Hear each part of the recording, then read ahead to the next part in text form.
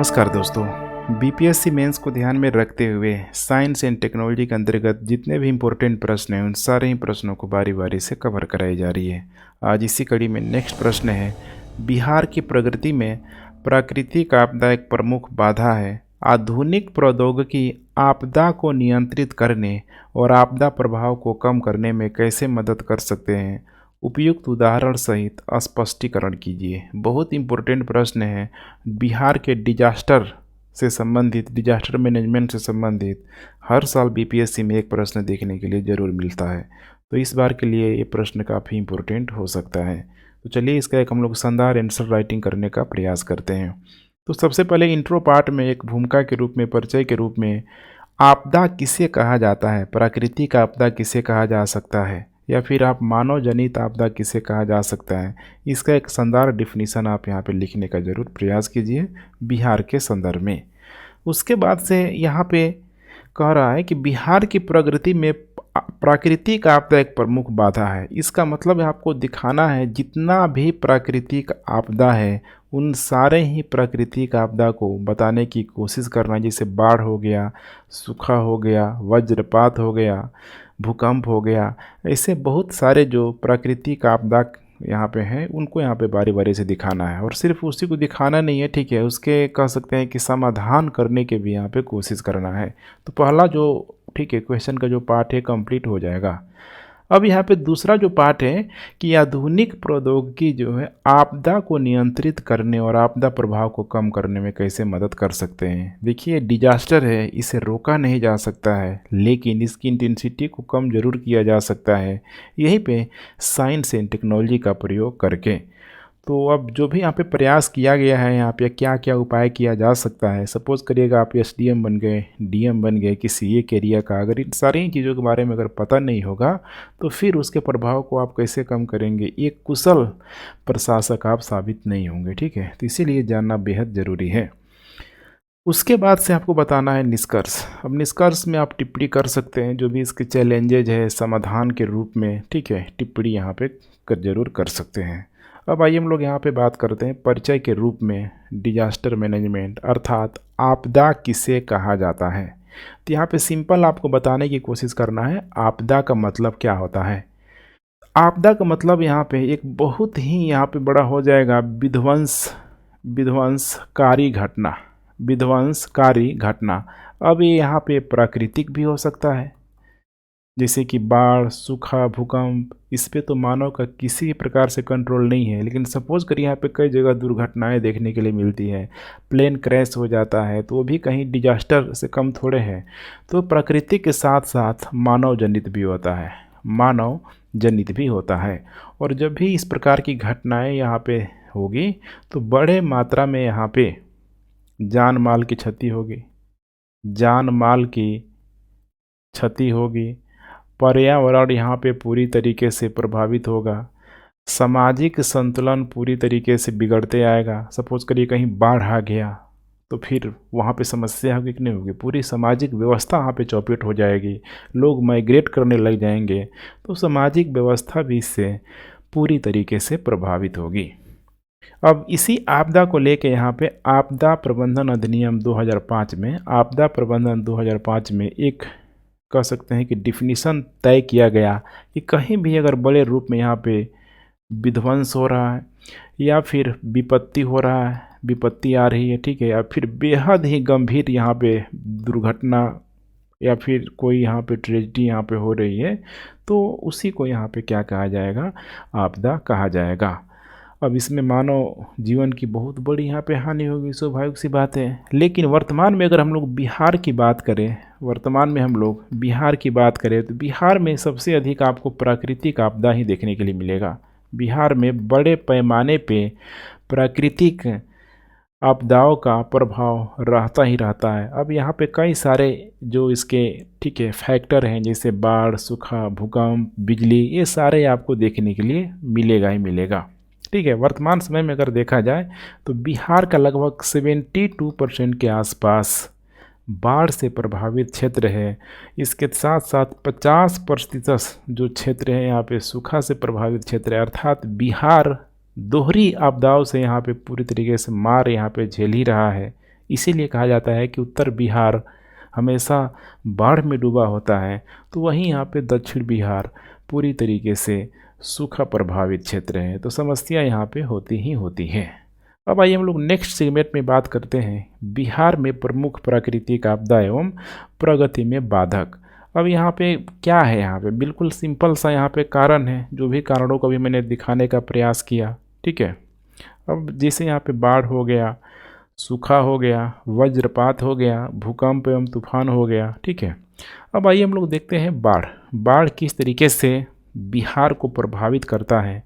तो यहाँ पे आप देख पा रहे हैं ये जो हिमालय का जो भी एरिया है, यहाँ पे हिमालय का जो भी एरिया है, खासकर जो शिवालिक रेंज है, शिवालिक के साथ साथ ऊपर ऊपर मध्यम हिमालय, बृहद हिमालय, अब ऊपर से बहुत सारी जो नदियाँ देख पा रहे हैं यहाँ पे बहुत ही तीव्र ढलान यहाँ पे होती ही होती है। तो तीव्र ढलानों से आएगी तो स्वाभाविक सी बात है कि उसकी यहाँ पे स्पीड पूरी तरीके से बढ़ जाएगी, और यह स्पीड को और अधिक तब यहाँ पे बढ़ा देता है। यहाँ पे देखेंगे नेपाल के लोग यहाँ पे वनों की जो कटाई है, जंगलों की जो कटाई है, अंधाधुंध यहाँ पे कटाई कर रहे हैं, अंधाधुंध कटाई कर रहे हैं। यहाँ पे हम लोग रोक नहीं लगा सकते हैं, दूसरे देश के नेपाल के लोग अपने वनों को काट रहे हैं, तो यहाँ पे हम कैसे रोक लगा सकते हैं। एक म्यूचुअल अंडरस्टैंडिंग के माध्यम से वहाँ पर उनको कंट्रोल किया जा सकता है, ज़बरदस्ती नहीं किया जा सकता है। अब यहाँ पे वन रहता तो पानी के प्रवाह को कम कर सकता था, लेकिन वन है ही नहीं, बड़ी मात्रा में वनों को ख़त्म कर दिया गया है। तो इससे क्या होता है कि पानी और फ्रीली स्टेट में, खासकर इधर कोसी जैसी नदियां हैं, यहाँ पे कोसी हो गया, इधर गंडक हो गया, ठीक है, बीच में कई सारी नदियां हैं, बागमती हो गया, ठीक है, कमला नदी हो गया, ऐसे बहुत सारे जो नदियां हैं आपको यहाँ पे दिखाई देगी। तो जिसके वजह से यहाँ पे होगा क्या, जो भी उत्तर बिहार का जो क्षेत्र है, उत्तर बिहार का यहाँ पे बहुत बड़ा जो एरिया है, बहुत बड़ा जो एरिया है आपको पूरी तरीके से बाढ़ प्रभावित क्षेत्र देखने के लिए मिलेगा, बाढ़ प्रभावित क्षेत्र देखने के लिए मिलेगा। अर्थात यहाँ पे आप कह सकते हैं कि लगभग, ठीक है, 19 जिलों में, यहाँ पे लगभग 19 जिले को ये अफेक्टेड करता है। कोसी नदी की मैं बात कर रहा हूँ, इसके अलावा जो भी नदियाँ हैं और आसपास की, जैसे इधर महानंदा भी है, तो ये भी बहुत बड़ी समस्या का यहाँ पे कारण है। तो समस्या होती ही होती है, हर घरों में यहाँ पे देखेंगे तो पानी चला जाता है। तो घरों में जब पानी चला जाएगा तो व्यक्तियों का जो भी यहाँ पे कृषि वाला जो क्षेत्र है, उद्योग वाला क्षेत्र है, वो तो पूरी तरीके से यहाँ पे डूब ही जाएगा। घरों में पानी घुसने का मतलब है यहाँ पे कि अब वहाँ पे आजीविका का साधन बहुत अधिक बचा नहीं है। तो समस्या यहाँ पे ध्यान रखिएगा होती ही होती है, बहुत बड़ी मात्रा में यहाँ पे होती है। कई सारी नदियाँ हैं, जैसे कि इधर से हम लोग देखने का प्रयास करें, ठीक है, इधर मैंने लिखा है यहाँ पे गंडक के साथ साथ यहाँ पे, ठीक है, बूढ़ी गंडक, उसी तरीके से यहाँ पे बागमती के साथ साथ हो जाएगा कोसी नदी, जिसे बिहार का शोक भी बोला जाता है, महानंदा नदी। ऐसे बहुत सारी नदियों के द्वारा समस्या, ठीक है, पैदा होती ही होती है। तो अब यही करना है आपको कि इससे जो किस प्रकार से बिहार अफेक्टेड होता है, थोड़ा उसका हम लोग आकलन करने का प्रयास करते हैं। देख पा रहे हैं यहाँ पे ना, क्योंकि अब दक्षिण जो बिहार है, इधर बड़े मात्रा में क्या है, सूखा प्रभावित क्षेत्र है। ध्यान रखिएगा, सूखा प्रभावित क्षेत्र है। अभी देखेंगे हम लोग किस तरीके से साइंस एंड टेक्नोलॉजी का प्रयोग करके, ठीक है, इन उत्तर की नदियों को दक्षिण में हम लोग इंटरलिंकिंग के माध्यम से जोड़ सकते हैं, जिसके वजह से इधर भी सिंचाई के साधन पूरी तरीके से उपलब्ध हो पाए। तो यहाँ पे नेक्स्ट हम लोग देखने का प्रयास करते हैं बिहार में बाढ़ से होने वाली हानि। बिहार में बाढ़ से होने वाली हानि, चूँकि सबसे बड़ा डिजास्टर जो है, ठीक है, बाढ़ ही एक तरीके से बिहार में देखा जाए तो यहाँ पे देखने का प्रयास कीजिए।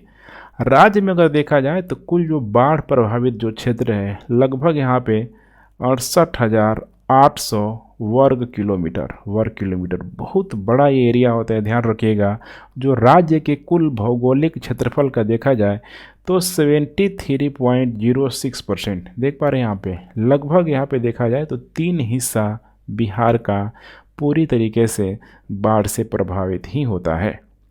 अब यहाँ पे देखेंगे तो उत्तर बिहार में, ध्यान रखिएगा, उत्तर बिहार में लगभग जो नॉर्थ बिहार में जो जनसंख्या जो अफेक्टेड होती है, लगभग 76% जो जनसंख्या होती है ये किसी न किसी कारण की वजह से यहाँ पे, ठीक है, बाढ़ से प्रभावित जो क्षेत्र है यहाँ पे इनको अफेक्ट यहाँ पे डालता ही डालता है।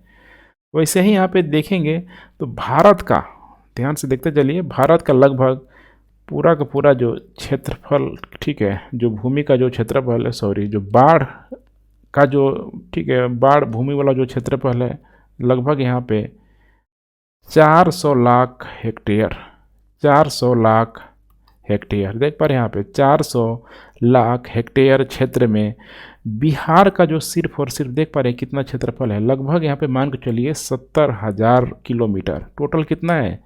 400 लाख किलोमीटर, 400 लाख किलोमीटर। कुल यहाँ पे अगर प्रतिशत निकालेंगे तो ये हो जाएगा लगभग 17.2, ध्यान रखिएगा 17.2% के आसपास, 17.2% के आसपास। इस प्रकार देखा जाए तो पूरा का पूरा जो भारत में जो बाढ़ प्रभावित जो पॉपुलेशन है, ध्यान से देखते चलिए, बाढ़ प्रभावित पॉपुलेशन है उसका 22% जो हिस्सा है वो बिहार में यहाँ पे निवास करती है। इससे आप अंदाज़ा लगा सकते हैं कि बिहार में कितनी समस्या है यहाँ पे। बिहार आर्थिक सर्वेक्षण 2020-21 में कुछ डेटा यहाँ पे दिया गया जिसमें बताया गया कि 14 जो जिला है बिहार का बुरी तरीके से बाढ़ से प्रभावित है और यहाँ पे बड़ी मात्रा में फसलों को नुकसान पहुँचा है। लगभग 727 करोड़ के आसपास फसलों को नुकसान पहुँचा हुआ है और जो सार्वजनिक संपत्ति है लगभग 3,281 करोड़ के आसपास इनका नुकसान हुआ है। तो आप इसी से अंदाज़ा यहाँ पे लगा सकते हैं कितनी बड़ी मात्रा में समस्या हुई है।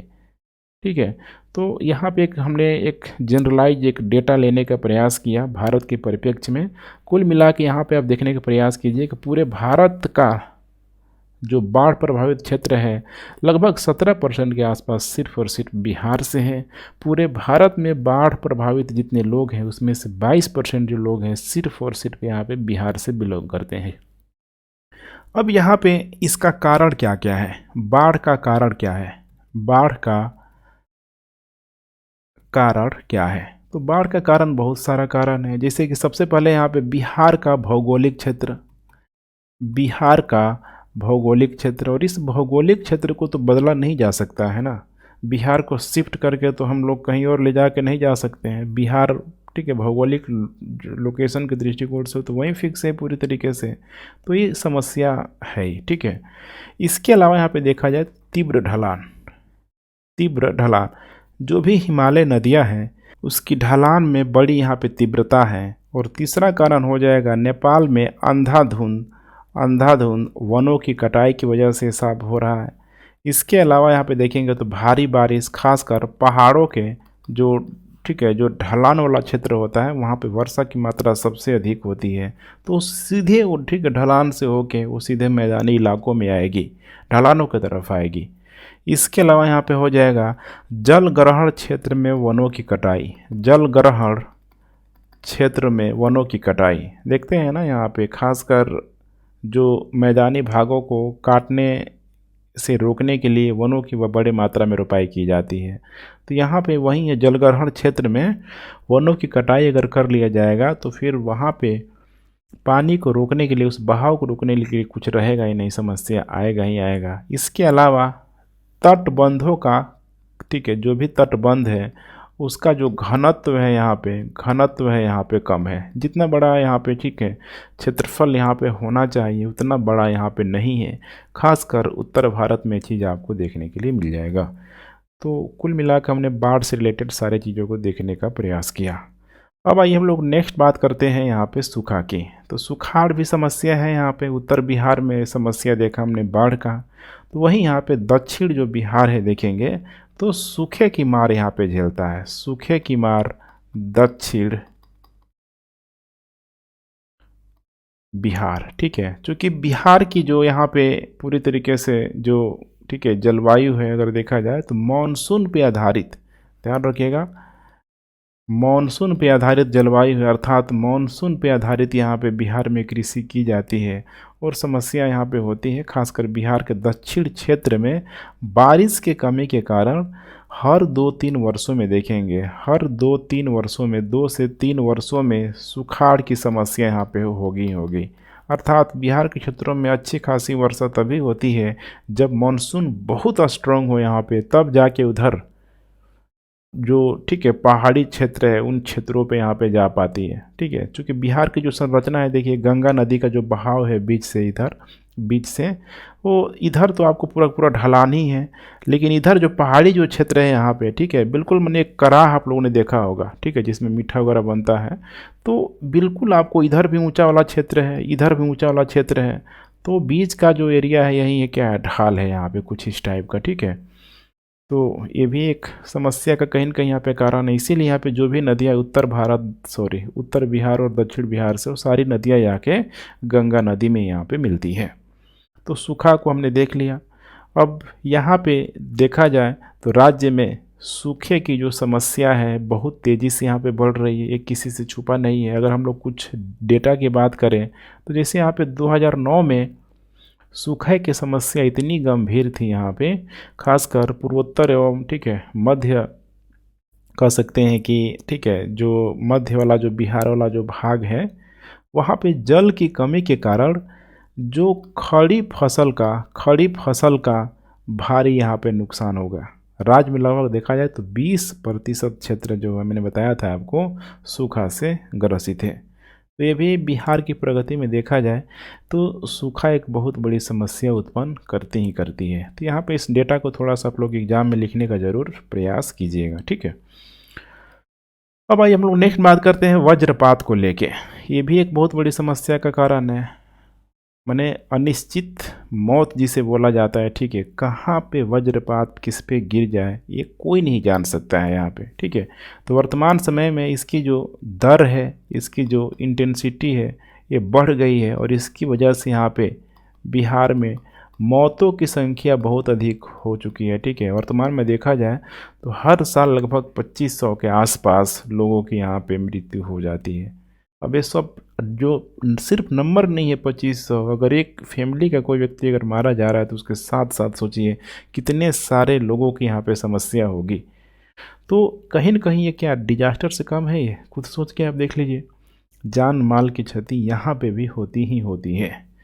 उसी तरीके से यहाँ पे हो जाएगा भूकंप और तूफान। ध्यान रखिएगा, भूकंप और तूफान। तो भूकंप का जो जोन जो निर्धारित किया गया है, जैसे कि 5, ठीक है, 5, 4, 3, 2, जिसमें 3 और 2 ठीक है कह सकते हैं कि थोड़ा सा एक कम इंटेंसिटी वाला जोन है, कम खतरनाक वाला जोन है, लेकिन 5 और 4 ये बहुत ही खतरनाक वाला जोन है।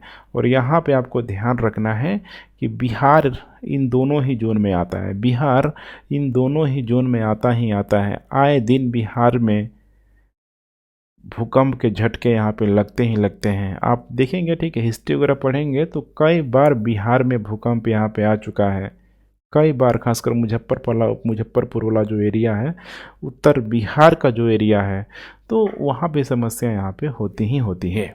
इसके अलावा यहाँ आंधी और तूफान खासकर देखेंगे तो मानसून के ठीक पहले बहुत तेज़ी से जो ठीक है पवनें जो चलती है उसके वजह से बहुत भारी समस्या आती है। या फिर ठीक है ठंडी के दिनों में भी देखेंगे यहाँ पे, खासकर जब वेस्टर्न डिस्टर्बेंस का जब इफेक्ट रहता है तब भी यहाँ पे समस्या होती है। बहुत सारे फसलें इसमें क्या हो जाती है, पूरी तरीके से बर्बाद हो जाती है। देखा जाए तो 2020-21 में लगभग यहाँ पे तूफान से लगभग 400 ठीक है 59 लोगों के आसपास, 459 लोगों के आसपास ठीक है मृत्यु होने का यहाँ पे सूचना मिला हुआ था। ठीक है, जैसे तूफान वाला जो क्षेत्र है, खासकर नीचे वाला जो एरिया है, जैसे कि गया हो गया, सारण हो गया, ठीक है, गंगा के किनारे, उसी तरीके से यहाँ पे जमुई, रोहतास, औरंगाबाद, बांका, ये उसी तरीके से यहाँ पे देखेंगे तो लगभग आपको 25 से अधिक जो ऐसे ज़िला मिल जाएगा जहाँ पे तूफान बड़ी मात्रा में आते हैं, लोगों को ठीक है बड़ी मात्रा में ये मौत दे जाता है। अब नेक्स्ट बात करते हैं आधुनिक प्रौद्योगिकी एवं प्राकृतिक आपदा के क्षेत्र में किया गया प्रयास, या फिर आधुनिक प्रौद्योगिकी का प्रयोग करके प्राकृतिक आपदाओं का किस प्रकार से नियंत्रण किया जा सकता है। थोड़ा इसे आप लोग समझने का यहाँ पे प्रयास कीजिए, ठीक है।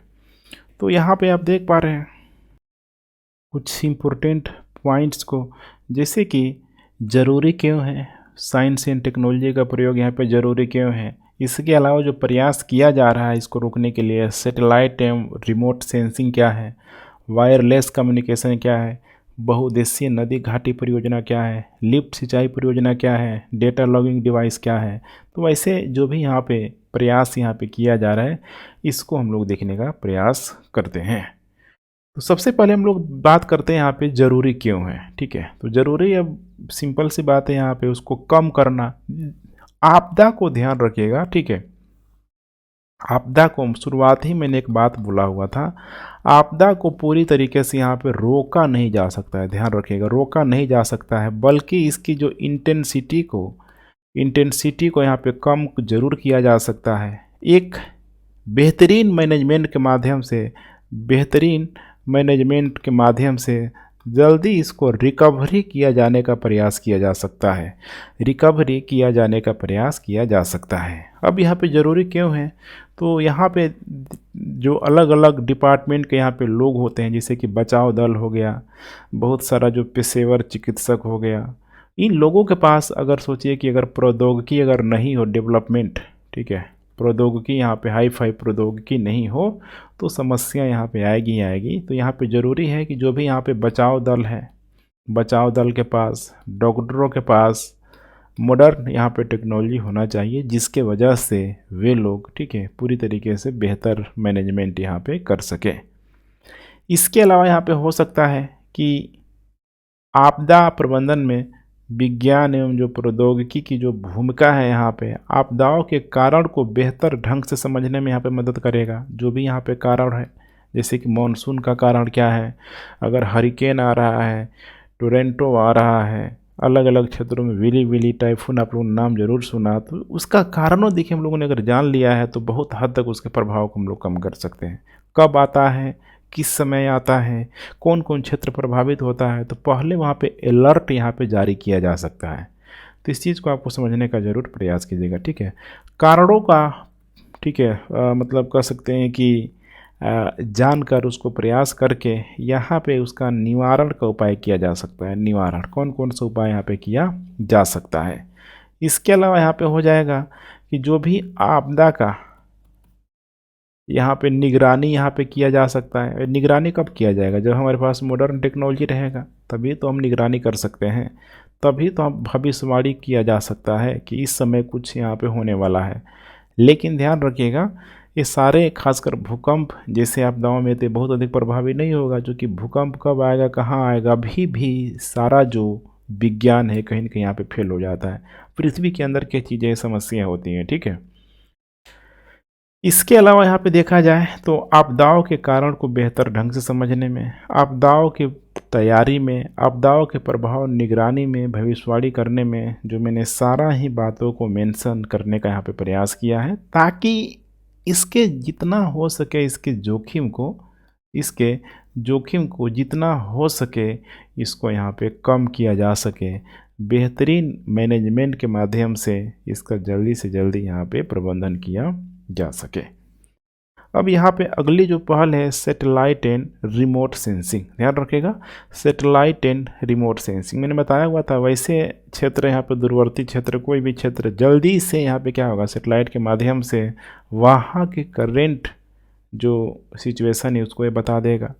जैसे कि यहाँ पे समझने का प्रयास कीजिए, यह तकनीक आपदा नियंत्रण में सभी चरणों को, जो भी यहाँ पे चरण होता है आपदा में, ठीक है, सभी चरणों को पूरी तरीके से सूचना प्रदान करने का कार्य करता है। जैसे कि सपोज करिए कोई आपदा यहाँ पे आ रहा है तो उसके लिए पूर्व तैयारी करना ज़रूरी है। अब जो भी वहाँ पे, ठीक है, जिस राज्य में आ रहा है वहाँ का सीएम डीएम सब कोई मिल के यहाँ पे तैयारी करेगा, पूर्व तैयारी। इसके साथ साथ यहाँ पे पूर्व चेतावनी देना बहुत ज़रूरी है, ताकि जितना हो सके जान माल की क्षति को यहाँ पे कम किया जा सके, जितना तेज़ी से हो सके यहाँ पे राहत रिलीफ प्रदान किया जा सके, पुनर्वास को यहाँ पे मैनेजमेंट किया जा सके। सोचिए तटवर्ती इलाका है या बिहार का कोई ऐसा इलाका है जहाँ पे लग रहा है कि तेज़ी से वहाँ पे तूफान आ रहा है, तो फिर वहाँ से लोगों को एक जगह से दूसरे जगह कहीं न कहीं यहाँ पे ठीक है ले जाके उसको ठीक है पुनर्वास करने की यहाँ पे ज़रूरत है। न्यूनीकरण की सूचना यहाँ पे दी जानी चाहिए। न्यूनीकरण अर्थात जैसे ठीक हुआ तो जल्दी से जल्दी ये बातें भी फैलाना ज़रूरी है कि देखो अब ठीक हो गया। कुल मिला के सारा जो कारण यहाँ पे ध्यान रखिएगा, इस सेटेलाइट एंड रिमोट सेंसिंग के माध्यम से अगर हम लोग पहले सूचना दे दें तो कितना ठीक रहेगा। सोचिए नदियों का जल स्तर बढ़ रहा है, नदियों का जल स्तर बढ़ रहा है। रात में लोग सोए थे, जैसे कि कुछ साल पहले हुआ था 2003 या 4 के आसपास, मुझे जहाँ तक ध्यान है, बिहार में जब कोसी नदी जब वहाँ पे ठीक है पूरी तरीके से बिहार का शोक जो हो गए थे, डैम को तोड़ते हुए सारा जिलों को प्रभावित कर दिया था उसने। सोचिए क्या हाल हुआ होगा उस समय। तो अगर पहले इन सारी ही चीज़ों को अगर ठीक है आगाह कर दिया जाए लोगों के बीच में जाके, तो लोग यहाँ पे अलर्ट रहेंगे। उसके बाद से यहाँ पे नेक्स्ट है कि जब भी ये सब चीज़ें यहाँ पे होगी, देख पा रहे हैं ना, यहाँ पे नदियों का जल स्तर बढ़ रहा है, जल स्तर बढ़ रहा है, तो प्रशासन के द्वारा इनको यहाँ पे ट्रांसफ़र किया जा सकता है। ट्रांसफ़र पुनर्वास के लिए यहाँ पे एक जगह से दूसरी जगह तक ठीक है चेतावनी दे के वहाँ पे शिफ्ट होने के लिए बोला जा सकता है। ठीक है, तो कुल मिला के आपको यही समझना है कि देखिए इसके रोका नहीं जा सकता है पूर्णतः, बस यही कोशिश करना है कि इसके माध्यम से इसके प्रभाव को जितना कम हो सके उतना यहाँ पे क्या करना है, कम करने का यहाँ पे प्रयास करना है। ध्यान रखिएगा, कम करने का प्रयास करना है।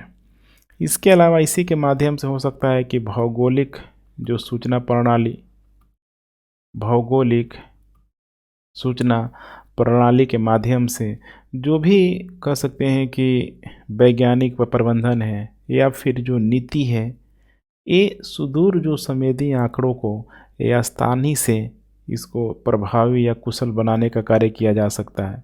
जो भी इसका डेटा है, किसी सपोज करिए कि सेटेलाइट रिमोट सेंसिंग का डेटा आया, ठीक है, किसी स्पेशल भौगोलिक लोकेशन के आधार पे आया कि यहाँ पे बाढ़ अधिक आने वाला है, चेतावनी देना यहाँ पे ज़रूरत है, तो इसकी यहाँ पे कार्य कुशलता क्या होगी, कुछ और ही यहाँ पे होगी। तो वही सारी बातें हैं आपको, ठीक है, बस यहाँ पे इन सारे पॉइंटों को लिख देना है एग्ज़ाम में जाके। उसके बाद से हम लोग नेक्स्ट बात करते हैं यहाँ पे वायरलेस कम्युनिकेशन का। नाम ही जैसे यहाँ पे वायरलेस कम्युनिकेशन का, इसी को यहाँ पे बोला जाता है रियल टाइम। रियल टाइम अर्थात इंस्टेंट, एक भी सेकेंड इधर उधर नहीं, ठीक है, रियल टाइम में यह बहुत अधिक सहायता करता है। सपोज करिए यहाँ पे कहीं पे अगर हरिकेन आ गया,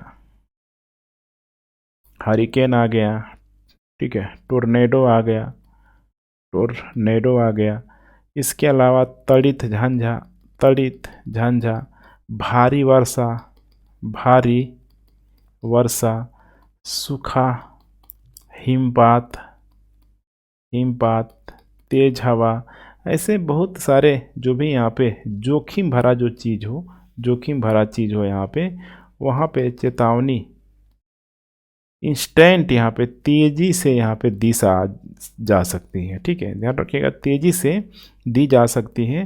तो इसके द्वारा दिया गया जो भी दिशा निर्देश है, जो भी सूचना है, जो भी सेवाएं प्रदान की जा रही है, लोगों को इंस्टेंट जितना जल्दी हो सके जगह को खाली करने में, जगह को खाली करने में मदद मिलेगी, जिसके वजह से उसकी हानि को यहाँ पे कम किया जा सके।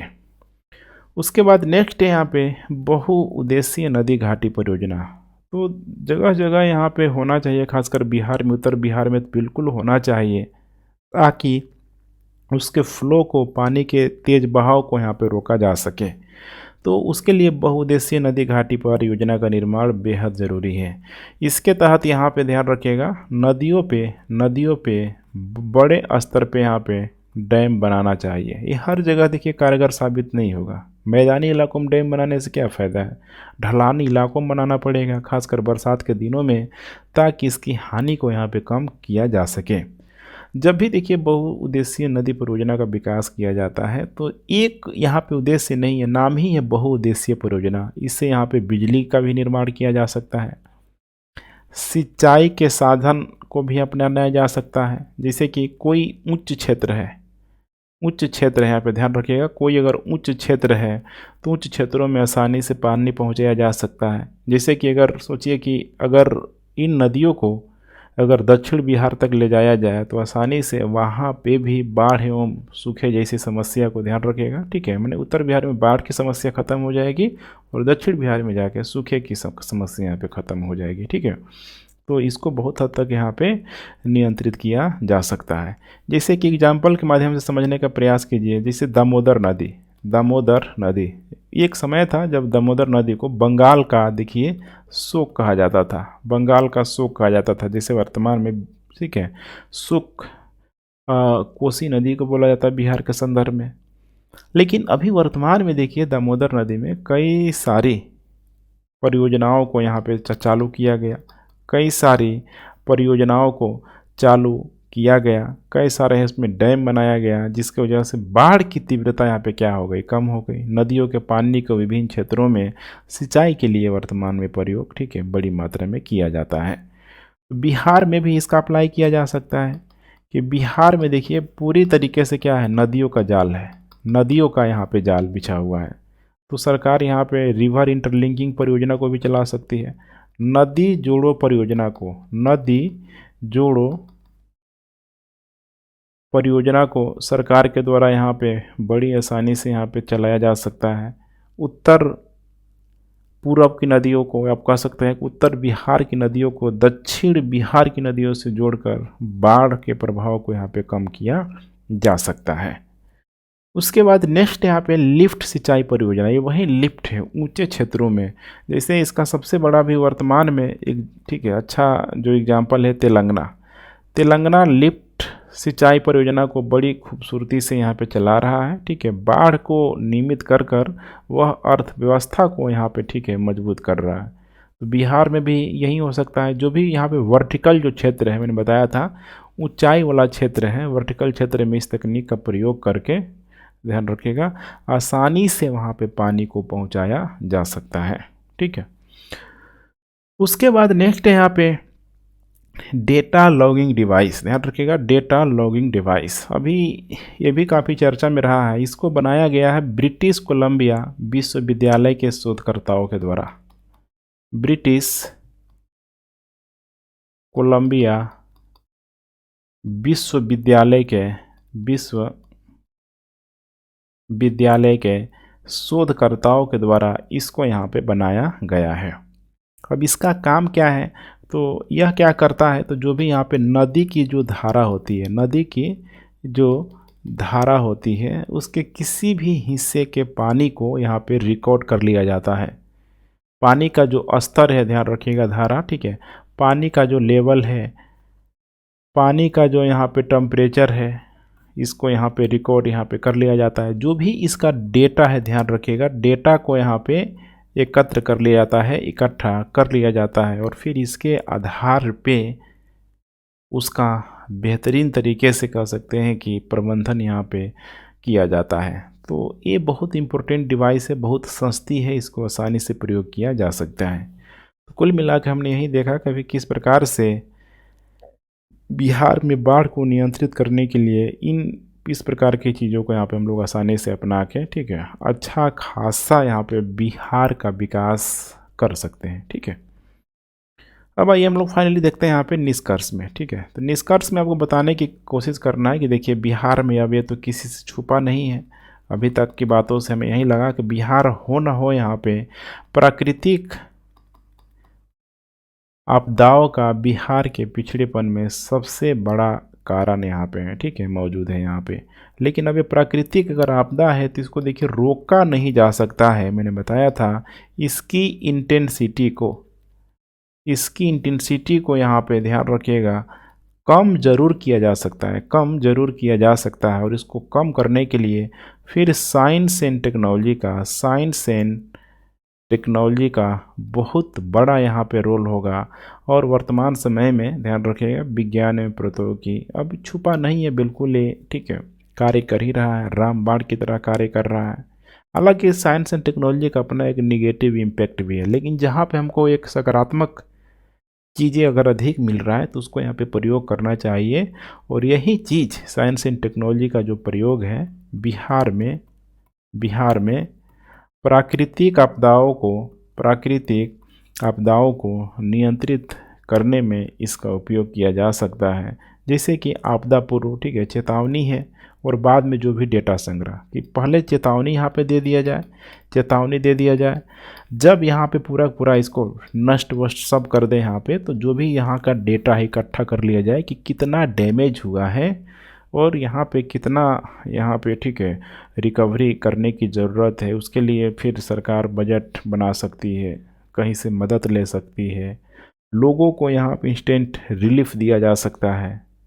मैंने पढ़ाया था आपको, बिहार में गरीबी के कारण, वो एक कारण था यहाँ पे बाढ़ में यहाँ पे देखिए आएगा, उसको कोई रोक नहीं सकता है, लेकिन बाढ़ के बाद से जो रिलीफ होता है, देखिए उस रिलीफ को इंस्टेंट लक्षित लोगों तक पहुँचाने में बहुत अधिक समय लग जाता है, जिसके वजह से बिहार में गरीबी बढ़ जाता है। वे लोग उस क्षेत्र को छोड़ के बाहर चले जाते हैं। तो कहीं न कहीं इन सारे ही गतिविधियों के माध्यम से उसको बहुत हद तक संरक्षित किया जा सकता है, कंट्रोल किया जा सकता है। तो मेरे ख्याल से इतना पर्याप्त है, ठीक है। अपना आप लोग फीडबैक ज़रूर दें। Thanks for watching. जय हिंद।